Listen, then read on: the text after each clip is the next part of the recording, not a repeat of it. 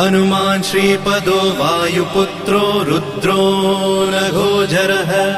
अमृत्यवीरवीरश्च ग्रामवासो जनाश्रयः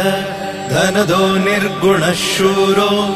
वीरो निधिपतिर्मुनिः पिङ्गाक्षो वरदो वाग्मी सीता शोकविनाशकः शिवः शर्वः परो व्यक्तो व्यक्तो धराधरः पिङ्गकेशः पिङ्गरोमा श्रुतिगम्यः सनातनः अनादिर्भगवान् देवो विश्वहेतुर्जनाश्रयः आरोग्यकर्ता विश्वेशो विश्वनाथो हरीश्वरः भर्गो रामो रामभक्तः कल्याणप्रकृतिस्थिरः